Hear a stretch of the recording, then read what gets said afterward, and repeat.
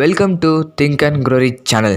நம்ம சேனலில் நிறைய மோட்டிவேஷனல் வீடியோ பார்த்துருப்போம். அதை தொடச்சா இன்றைக்கும் ஒரு மோட்டிவேஷனல் வீடியோ தான் பார்க்க போகிறோம்.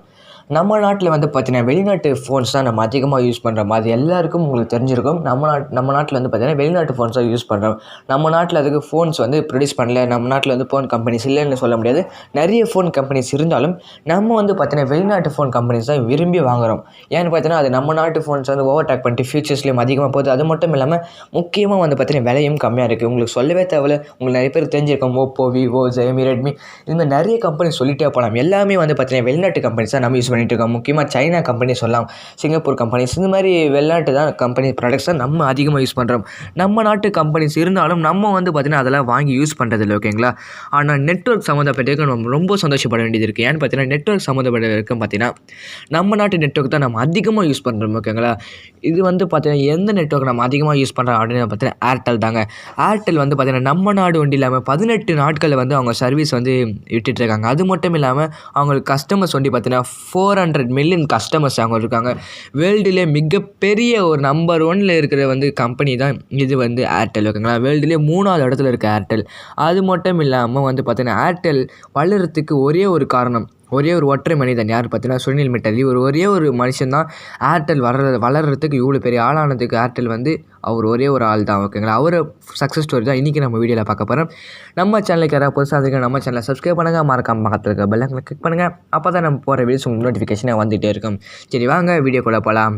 ஏர்டெல் கம்பெனி எப்போ ஆரம்பித்தாங்க பார்த்தீங்கன்னா 7 ஜூலை 1995. ஓகேங்களா? இப்போ தான் ஏர்டெல் அவங்க ஆரம்பித்தாங்க. இப்போ சுனில் மிட்டல் எங்கே பிறந்தார் அதை சொல்கிறேன். சுனில் மிட்டல் அவர்கள் பஞ்சாப் மாநிலத்தில் 23 அக்டோபர் 1957 அங்கே அந்த நேரத்தில் அந்த இடத்துல தான் அவர் பிறக்கிறாரு. யாருக்கு பிறக்கிறாரு அப்படின்னு பார்த்தீங்கன்னா சட்பால் மிட்டல் அவர்களுக்கு தான் பிறக்கிறார். இவர் பார்த்தீங்கன்னா இவங்க அப்பா பார்த்தீங்கன்னா ஒரு சுதந்திர போராட்ட வீரர். ஓகேங்களா? அப்படி சுதந்திர போராட்ட வீரராக இருந்தாலும் கொஞ்ச நாள் கழித்து கொஞ்சம் வருடங்கள் அது மாதிரி கழித்து பார்த்தீங்கன்னா அவர் பார்த்தீங்கன்னா காங்கிரஸ் கட்சியில் பார்த்தீங்கன்னா ஒரு மிகப்பெரிய ஆளாக இருக்கிறாரு. 2 தடவை எம்பியிலும் நின்று அவர் ஜெயிச்சிருக்காரு. நார்மலான கட்சி ஆளுங்க மாதிரி இல்லாமல், நம்ம இப்போ பார்க்குற கட்சி ஆளுங்கள் மாதிரி இல்லாமல் அவர் ஒரு கரெக்டாக அவர் வேலையில் அவர் கரெக்டாக மக்களுக்கு என்னென்ன செய்யணுமோ அது எல்லாமே பார்த்தீங்கன்னா கலராக கரெக்டாக ஒரு ஸ்ட்ரிக்டாக இருந்து பார்த்தீங்கன்னா எல்லா மக்களுக்கு என்னென்ன செய்யணுமோ அப்படி எல்லாமே அவர் செஞ்சுட்டு வந்தார். அதுக்கப்புறம் சுனில் மிட்டல் அவர்கள் பார்த்தீங்கன்னா ஸ்கூல் லைஃப்பில் எப்படி படித்தார் அப்படின்றது கேட்டிங்கன்னா ஒரு ஆவரேஜான ஒரு பையன் எப்படி படிப்பானோ ரொம்ப எக்ஸ்ட்ரானரியாக ரொம்ப அழகாக சீக்கிரமாக படித்து ரொம்ப நிறைய மார்க்ஸ் ஸ்கோர் பண்ணுற மாதிரி இல்லை, ஒரு ஆவரேஜான பையன் எப்படி படிப்பானோ அதே மாதிரி தான் சுனில் மிட்டல் அவரும் படித்தாராம். அதுக்கப்புறம் அவர் காலேஜ் படிக்கும் போது பார்த்தீங்கன்னா BA economics and political science அவர் காலேஜில் சூஸ் பண்ணுறாரு. இவர் பார்த்தீங்கன்னா ஸ்கூல் படிக்கும்போதே இவர் யாரும் கேள்வி கேட்கறதுக்கும் எதுவும் இல்லை. அதனால் அவர் ரொம்ப ஆவரேஜாக படிச்சிருந்தார். அதே மாதிரி தான் காலேஜிலும் நிறைய இடத்துக்கு போக வேண்டியது இருக்குது. நிறைய இடத்துக்கு அவர் பார்த்தீங்கன்னா ஸ்கூலில் அதாவது ஸ்கூல்லையும் காலேஜ்லையும் கம்பேர் பண்ணும்போது பார்த்தீங்கன்னா 2 இடத்துலையும் ஒரு அவ்வளோ இடத்துல அந்த இடத்துல ஸ்கூலோ இருக்கட்டும் காலேஜோ இருக்கட்டும் அந்த இடத்துல அவ்வளோ இருக்கவே மாட்டாங்க. எப்போ பார்த்தாலும் வெளியில் போய்ட்டு இருக்குது. இது மாதிரி தான் அவர் பண்ணிட்டு இருப்பாராம். அப்போ அவர் எப்படி பாஸ் ஆனார், எப்படி ஒரு ஆவரேஜான மார்க் எடுக்கிறாரு அப்படின்னு நீங்கள் கேட்கலாம். அவர் எப்படி லாஸ்ட் டைமில் மார்க் எடுக்கிறாரு அப்படின்னு பார்த்தீங்கன்னா லாஸ்ட் டைம் எக்ஸாமுக்கு முன்னாடி நாள் தான். ஒவ்வொரு எக்ஸாம் இருக்குது பார்த்தீங்கன்னா, இப்போ நம்ம போர்டு எக்ஸாம் மாதிரி லாஸ்ட்டு ஒரு நாள் நாளைக்கு இங்கிலீஷ்னா இன்றைக்கி உட்காந்து தான் அவர் படிக்க ஆரம்பிப்பார். இன்றைக்கி ஃபுல்லாக காலிலேருந்து ராத்திரி வரைக்கும் ஃபுல்லாக படிச்சுட்டு மறுநாள் அவர் எக்ஸாம் எழுதி தான் அவர் பார்த்தீங்கன்னா ஆவரேஜாக எல்லாத்துலேயும் பார்த்தீங்கன்னா ஓரளவுக்கு பாஸ் ஆகிட்டு ஓரளவுக்கு மார்க் ஸ்கோர் பண்ண வரான். எல்லாரையும் பார்த்தீங்கன்னா மீடியமாக ஒரு மார்க், நல்ல மார்க்கும் இல்லாமல் கெட்ட மார்க் இல்லாமல் மீடியமாக மார்க் ஸ்கோர் பண்ண வரான். எக்ஸாமுக்கு ஒரு நாளுக்கு முன்னாடி படித்து அவர் அவ்வளோ நல்ல மார்க் அவர் ஸ்கோர் பண்ணியிருக்காரு. அது மட்டும் இல்லாமல் இவர் இருக்க இடத்துல இவர் படிச்சுட்டு இருக்க இடத்துல பார்த்தீங்கன்னா லாஸ்டானா மாநிலத்தில் இவர் படிச்சிருக்காரு. அந்த இடத்துல பஞ்சாபில் அந்த இடத்துல இருக்கிறவங்க பார்த்தீங்கன்னா எல்லாருமே 10ல் 9 பேர் பார்த்தீங்கன்னா பிஸ்னஸ் தான் பண்ணுவாங்களாம். அப்போ பார்த்தீங்கன்னா இவர் படிச்சுட்டு வேலைக்கு போவாரா, இவர் பிஸ்னஸ் பண்ணணும் அப்படின்ற ஆசை. எல்லோரும் பார்த்தீங்கன்னா அங்கே அந்த நாட்டில் பிஸ்னஸ்னால் எப்படி வீட்லேயும் சரி ஒரு சின்ன பிஸ்னஸ் ஆகுங்களா, சின்ன பிஸ்னஸ் வீட்லேயோ எங்கேயும் ஒரு சின்ன பிஸ்னஸ் சரி வருமா ஒரு கடையோ அந்த மாதிரி சின்ன பிஸ்னஸ் தான் எல்லோரும் பண்ணுவாங்க. ஓகேங்களா? 10ல் 6 பேர் பார்த்தீங்கன்னா அந்த நாட்டில் இருக்கவங்க எல்லோரும் பார்த்தீங்கன்னா அந்த மாதிரி தான் பண்ணிட்டு இருப்பாங்களா, பிஸ்னஸ் பண்ணுவாங்களாம். அதை பார்த்து இவரும் பார்த்தீங்கன்னா இவர் வேலைக்கு போவார். இவரும் பார்த்தீங்கன்னா பிஸ்னஸ் பண்ணணும் அப்படின்ற ஒரு ஆசை. மற்ற எல்லோரும் இவர்களுக்கு கூட இருக்கிறவங்க எல்லோரும் பார்த்தீங்கன்னா நீ உனக்கு பிஸ்னஸ்லாம் செட் ஆகாது, பிஸ்னஸ்லாம் பண்ணாத அப்படின்ற மாதிரி எல்லோரும் சொன்னாலும் இவர் பிஸ்னஸ் தான் பண்ணு அப்படின்னு உறுதியாக இருக்கார். அதுக்கப்புறம் மற்றவங்க சுற்றி இருக்கவங்க எல்லாம் என்ன சொன்னார்னா, இவங்க அப்பா பெரிய ஆள் இல்லை, கட்சியில் ஒரு பெரிய ஆள்னால உங்கள் அப்பா பேரை யூஸ் பண்ணி நீ வேலைக்கு சேர்ந்துக்கலாம்ல, ஏன் நீ இது மாதிரி பண்ணுற அப்படின்னு சொல்லிட்டு நிறைய பேர் திட்டுறாங்க. ஓகேங்களா? நிறைய பேர் உங்கள் அப்பா செலக்ட் பண்ணி நீ உங்கள் அப்பா பேரை செலக்ட் பண்ணி நீ வந்து பார்த்தீங்கன்னா நிறைய கவர்மெண்ட் ஜாப்பில் சேர்ந்துக்கலாம் அப்படின்ற மாதிரி சொல்கிறாங்க. ஆனால் இவர் வந்து இன்னும் கராராக இருக்கிறதுனால வந்து பார்த்தீங்கன்னா நான் பிஸ்னஸ் தான் பண்ணுவேன், தனியாக போய் பண்ணுவேன் அப்படின்னு சொல்லும் போது சரி அப்போனா உங்கள் அப்பா பேரை பயன்படுத்தி நீ பிஸ்னஸ் பண்ணுப்பா அப்படின்ற மாதிரி நிறைய பேர் சொல்கிறாங்க. ஆனால் இவர் எங்கள் அப்பா பேரில் பயன்படுத்தி நான் பிஸ்னஸ் பண்ண மாட்டேன், நான் என் வழியில் போகிறேன் அப்படின்ற மாதிரி அவர் சொல்கிறாரு. சரி நீ பிஸ்னஸ் தான் பண்ணுற அப்போனா நாங்கள் சொல்கிற பிஸ்னஸை பண்ணு அப்படின்ற வந்து சுற்றி இருக்கிறவங்க சொல்கிறாங்க. என்ன சொல்கிறாங்கன்னா சொந்தக்காரங்கள் ஃப்ரெண்ட்ஸ் இந்த மாதிரி நிறைய பேர் வந்து என்ன சொல்கிறாங்கன்னா நீ வந்து கேஸ் பிஸ்னஸ் பண்ணு அப்படி இல்லை பெட்ரோல் பிஸ்னஸ் பண்ணு அப்படின்ற மாதிரி சுற்றி இருக்கவங்க நிறைய பேர் வந்து இவர் வந்து பண்ணு அப்படின்ற மாதிரி சொல்கிறாங்க. செலவுக்கான அவங்க அப்பா கிட்ட வாங்கிக்க அப்படின்ற மாதிரி சொல்கிறாங்க. ஆனால் இவர் வந்து பார்த்தீங்கன்னா நான் வந்து இந்த மாதிரி சின்ன சின்ன பிஸ்னஸ் பண்ணுறதுக்கு நான் வந்து பறக்கலை, நான் வந்து ஒரு மிக பெருசாக சாதிக்கிறதுக்கு நான் வந்து பறந்துருக்கேன், நான் வந்து சின்ன சின்ன இந்த மாதிரி பிஸ்னஸ்லாம் பண்ணுறதுக்கு பிறக்கலை அப்படின்ற மாதிரி சொல்லிட்டு வந்து பார்த்தீங்கன்னா நான் ஒரு மிகப்பெரிய பிஸ்னஸ் தான் பண்ணுவேன் அப்படின்ட்டு அவங்க வந்து சொல்லிடுறாரு அவங்கக்கிட்ட. அதுக்கப்புறம் வந்து பார்த்தீங்கன்னா இவரோட ட்ரீமே வந்து பார்த்தீங்கன்னா ஒரு மிகப்பெரிய லெவலில் வந்து இவர் ட்ரீம் வைக்கிறாரு. நம்ம வந்து எப்போவுமே ட்ரீமில் வந்து கனவில் வந்து நம்மளுக்கு எதுக்கு வந்து நம்ம பாரபட்சம் பார்க்கணும், இவ்வளோ தான் கனவு காணணும், இவ்வளோ தான் லிமிட்டில் கனவு காணணும் நம்ம எப்போவுமே நினைக்க மாட்டோங்களா. அதனால வந்து பார்த்தீங்கன்னா அவரும் வந்து பார்த்தீங்கன்னா ட்ரீம் வந்து ஹை லெவலில் வைக்கிறாரு. ஒரு மிகப்பெரிய பீக் ஒரு இமயமலை ஹைட்டுக்கு வந்து பார்த்தீங்கன்னா அவர் ட்ரீமை வந்து செட் பண்ணுறாரு. அப்போ வந்து பார்த்தீங்கன்னா அவர் வந்து அவங்க அப்பா கிட்டே முதல்ல காசு வாங்குறாரு. இப்போ ஃபண்டுக்கு எதுவும் பண்ண முடியாது, இப்போ ஃபண்டு ஏதாவது பணம் வேணும் இல்லை, பிஸ்னஸ் ஆரம்பிக்கிறீங்கன்னா பணம் இன்வெஸ்ட் பண்ணணும் ஓகேங்களா. அதனால இப்போதைக்கு அவங்க அப்பா கிட்ட பணம் கேட்குறாரு, அவங்க அப்பா கிட்ட கடனாக வாங்குறாரு. அது மட்டும் இல்லாமல் நம்ம நார்மலாக அப்பா கிட்டலாம் கேட்குறோன்னா அவங்க வந்து அப்படியே சும்மா தான் கொடுப்பாங்க. ஆனால் இவர் வந்து பார்த்தீங்கன்னா சொல்லிட்டு கடன் சொல்லிட்டு வந்து 20,000 ஆக்குறாரு ஓகேங்களா. 20,000ன்றது இப்போ கம்மியாக இருக்கும், ஆனால் அப்போ வந்து பார்த்தீங்கன்னா பெரிய அமௌண்ட்டு. அந்த 20,000 வாங்கிட்டு வந்து பார்த்தீங்கன்னா சைக்கிள் உதிரி பாகங்கள் ஓகேங்களா, அதாவது பார்த்தீங்கன்னா டயர்ஸு இல்லைனா அதுக்குள்ளே இருக்க கம்பிகள் அதுமாரி சின்ன சின்ன விஷயங்கள் ஹேண்டில் பேரு பெடல் இது மாதிரி சின்ன சின்ன விஷயங்கள் வந்து அந்த கம்பெனியில் வந்து அவங்க ப்ரொடியூஸ் பண்ணிகிட்ருக்காங்க. ப்ரொடியூஸ் பண்ணி மிகப்பெரிய சைக்கிள் கம்பெனிஸ் ஓகேங்களா, மிகப்பெரிய அந்த காலத்தில் இருக்க மிகப்பெரிய சைக்கிள் கம்பெனிஸில் வந்து பார்த்தீங்கன்னா அவங்க வந்து அந்த உதிரி பாகங்கள் செஞ்சுட்டு அவங்களுக்கு வந்து கொடுக்குறாங்க, அந்த கம்பெனிக்காரங்களும் வாங்கிக்கிறாங்க. இப்படி வந்து பார்த்தீங்கன்னா அவங்க வந்து லாபமாக நிறைய லாபம் வந்து பார்த்துட்ருக்காங்க. 1976 வந்து ஆரம்பித்து ஒரு 25 பேர் வச்சு ஆரம்பித்து வந்து பார்த்திங்கன்னா அந்த பிஸ்னஸை ஹை லெவலில் லீடிங் பண்ணி போயிட்டுருக்காங்க. அவங்க அப்பா கிட்ட வாங்கின 20,000 வந்து பார்த்திங்கன்னா பொறுமையாக கட்டிக்கிட்டே வந்துட்டுருக்காரு. அப்படியே கழிஞ்ச அளவுக்கு பொறுமையாக கட்டிகிட்டே வந்துட்டுருக்காரு அவங்க அப்பா கிட்டேயும் பார்த்திங்கன்னா. அது மட்டும் இல்லாமல் அந்த பிஸ்னஸில் வந்து பார்த்திங்கன்னா 3 வருஷத்தில் வந்து பார்த்திங்கன்னா அந்த பிஸ்னஸில் மிகப்பெரிய வெற்றி அடைகிறாரு. அது மட்டும் ஒரு பார்த்திங்கன்னா ஒரு லட்சக்கணக்கில் சம்பாதிச்சாலும் வந்து பார்த்திங்கன்னா அது அவருக்கு பத்தலை. அவருக்கு பத்தாதனால அவர் ட்ரீம் ஹை லெவல் வச்சிருந்தனால பார்த்திங்கன்னா இன்னொரு பிஸ்னஸ் ஆரம்பிக்கலாம்னு நினைக்கிறாரு. இன்னொரு பிஸ்னஸும் ஆரம்பிக்கிறாரு. ஸ்டீல் பிஸ்னஸ் பண்ணலாம் அப்படின்ற மாதிரி ஆரம்பிக்கிறார். அந்த பிஸ்னஸும் பார்த்தீங்கன்னா ஓஹோன்னு போயிட்டுருக்கு. அந்த பிஸ்னஸிலும் நிறைய லாபம் பார்த்துட்ருக்காரு. அதுக்கப்புறமும் இவருக்கு பத்தலை. அதுக்கப்புறம் பத்தாதனால வந்து பார்த்தீங்கன்னா நெசவாளர் இது வந்து பண்ணுறாரு, நெசவாளர் இது பண்ணுறாங்க பார்த்தீங்களா, அவங்க வந்து அந்த பிஸ்னஸ் வந்து பண்ண ஆரம்பித்தார். அந்த பிஸ்னஸ் ஓவராலாக ஒரு 4 வருஷத்தில் வந்து பார்த்தீங்கன்னா லட்சக்கணக்கில் சம்பாதிக்க ஆரம்பிச்சிட்டாரு. ஒரு 4 வருஷத்தில் வந்து பார்த்தீங்கன்னா இவ்வளோ லட்சக்கணக்கில் சம்பாதிக்கிறாரு. அதுக்கு அப்போ யாருமே அவ்வளோ பெரிய பிஸ்னஸ் மேன்ஸ்லாம் இல்லை. அப்போ இவர் வந்து லட்சக்கணக்கில் சம்பாதிக்கிறத பார்த்துட்டு அவர் வந்து எல்லோரும் ஆச்சரியமாக பார்த்தாங்க. பிஸ்னஸ் பண்ணால் வேணாம் அப்படின்னு சொன்னவங்க எல்லாரும் மூக்கு மேலே விரல வைக்கிற அளவுக்கு இவர் வந்து பார்த்தீங்கன்னா ஒரு மிகப்பெரிய பிஸ்னஸ் பண்ணிகிட்ருக்காரு. நிறைய லாபம் வந்துட்டுருக்கு.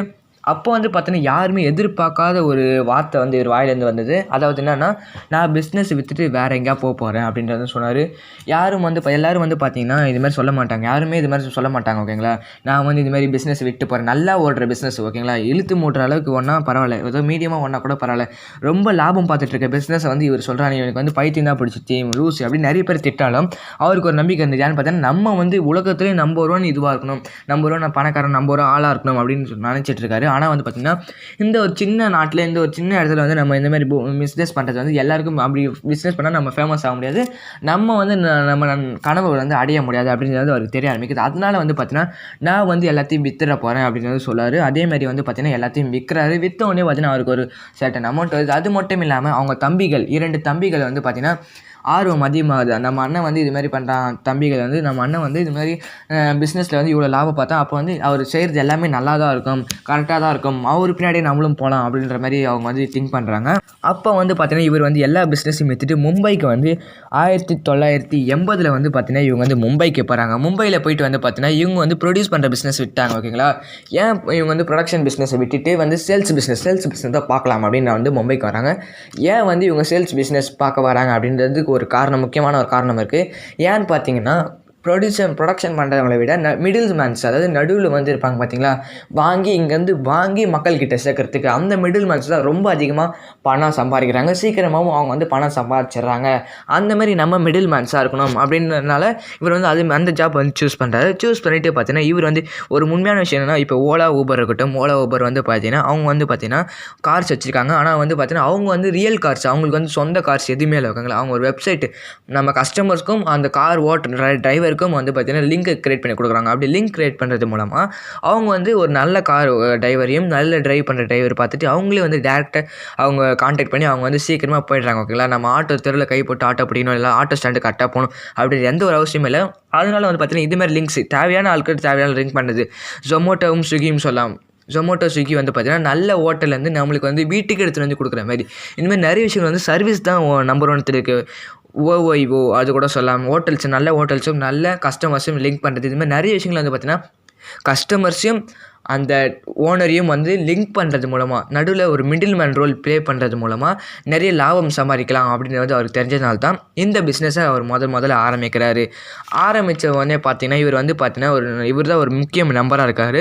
இவர் வந்து பார்த்தீங்கன்னா எப்படி வந்து சின்ன லெவலில் பண்ணணும் அப்படின்றது கனவு இல்லை, பெரிய லெவலில் பண்ணணும் தானே கனவு. அதனால வந்து பார்த்தீங்கன்னா ஃபாரின் கண்ட்ரீஸில் இருக்கிறது எல்லா ப்ராடக்ட்ஸும் வந்து பார்த்தீங்கன்னா இந்தியாவில் வந்து நம்ம வந்து விற்கணும், அதுதான் இவர் ஒரு மிகப்பெரிய ஒரு ஆசை ஓகேங்களா. இவங்க 3 பேர் அண்ணன் தம்பி 3 பேரும் சேர்ந்து வந்து பார்த்தீங்கன்னா பாரத் ஓவரஸ் ட்ரேடிங் கார்ப்பரேஷன் அப்படின்றது வந்து ஒரு கம்பெனி ஆரம்பிக்கிறாங்க. அது வந்து பார்த்தீங்கன்னா 1980 ஆரம்பிக்கிறாங்க. 80 ஆரம்பித்து வந்து பார்த்தீங்கன்னா எது வந்து இந்தியாவில் வந்து டிமாண்டாக இருக்குது, எது வந்து இந்தியாவில் வந்து டிமாண்டாக இருக்குது, அதாவது எது வந்து முக்கியமாக இருக்குது அப்படின்றத வந்து பார்க்குறாரு. அது முக்கியமாக இருக்கிறது வந்து கம்மியாக இருக்கும்ல, அதை வந்து நம்ம வந்து இந்தியாவுக்கு வந்து வெளிநாட்டிலேருந்து எடுத்துகிட்டு வரலாம் அப்படின்றத வந்து யோசிக்கும் போது பார்த்தீங்கன்னா இரும்பு வந்து இந்தியாவில் வந்து ரொம்ப டிமாண்டாக இருக்குது அப்படின்னு கண்டுபிடிக்கிறாங்க. கண்டுபிடிச்சி வந்து பார்த்தீங்கன்னா இரும்புகளை வந்து அங்கேருந்து இங்கே வந்து எடுத்துகிட்டு வராங்க. அது மட்டும் இல்லாமல் பிளாஸ்டிக்ஸ், வெளிநாட்டிலேருந்து பிளாஸ்டிக் இங்கே எடுத்துகிட்டு வருது. இந்த மாதிரி நிறைய விஷயங்கள் வந்து மும்பையில் வந்து இறக்குமதி செஞ்சுட்டு இருக்காங்க. அது மட்டும் இல்லாமல் வந்து பார்த்தீங்கன்னா இவங்க 2 தம்பிகள் வந்து பார்த்திங்கன்னா அங்கேருந்து எடுத்துகிட்டு வர்றது. இவர் வந்து பார்த்திங்கன்னா மும்பையில் இருக்கிற இடத்துல வந்து பார்த்திங்கன்னா 18 மணி நேரம் தூங்காமல் வந்து பார்த்திங்கன்னா 18 மணி நேரம் தூங்காமல் 24 மணி நேரத்தில் 18 மணி நேரம் தூங்காமல் வந்து பார்த்திங்கன்னா இவர் வந்து எல்லா கடையிலும் ஏறி இறங்கி இது மாதிரி வாங்கிக்கோங்க, இது வந்து வாங்கிக்கோங்க, அதுமாதிரி அவங்க வந்து சேல்ஸ் பண்ணுறாங்க. இது மாதிரி சேல்ஸ் எப்போவுமே வந்து பார்த்திங்கன்னா ஸ்டார்டிங்லேருந்து ஆரம்பிக்கணும்னா எல்லோரும் பார்த்திங்கன்னா கஷ்டப்பட்டு தான் சேல்ஸ் பண்ணுவாங்க. அதே மாதிரி தான் இவர் வந்து பார்த்தீங்கன்னா இதை வாங்கிக்கோங்க அப்படின்னு சேல் பண்ணிகிட்ருக்காரு. அப்போ வந்து பார்த்தீங்கன்னா மிகப்பெரிய லாபம்லாம் சொல்ல முடியாது ஓகேங்களா. ஏதோ ஒரு கொஞ்சமாக லாபம் வருது ஓகேங்களா, ரொம்ப கொஞ்சமாக தான் லாபம் வருது. இதனால் வந்து பார்த்தீங்கன்னா அவங்க வந்து ரொம்ப கஷ்டப்படுறாங்க. அது ஒரு நல்ல ரன் ஆகிட்டு இருக்க பிஸ்னஸ்லேருந்து இங்கே வந்துட்டோமே, ஒரு தப்பு கணக்கு போட்டோமா அப்படின்ற மாதிரி 2 தம்பி யோசிக்கும் போது அண்ணன் வந்து இல்லை நம்ம வந்து கரெக்டான பாதையில் தான் போயிட்டுருக்கோம் அப்படின்றத வந்து பார்த்தீங்கன்னா அண்ணன் வந்து கரெக்டாக சொல்கிறாரு. அப்போ வந்து பார்த்தீங்கன்னா இந்தியன் கவர்மெண்ட் ஒரு சட்டம் போடுறாங்க, வெளிநாட்டிலேருந்து இங்கே வந்து எடுத்துகிட்டு வரது கம்மி பண்ணிக்கணும். ஏன் வந்து கம்மி பண்ணோம் அப்படின்றத வந்து பார்த்தீங்கன்னா நம்ம நாட்டில் இருக்கிற இதுவெல்லாம் வந்து பார்த்திங்கன்னா பொருட்கள் கம்மியாகிடும், இல்லை நம்ம நாட்டு எக்கனாமிக் வந்து டவுன் ஆகிடும். ஏன்னா வெளிநாட்டு கரன்சி நம்ம நாட்டுக்குள்ளே வரும்போது நம்ம நாட்டு கரன்சி வெளிநாட்டுக்குள்ளே போகும்போது பார்த்தீங்கன்னா வெளிநாட்டு தான் வளரும் ஓகேங்களா.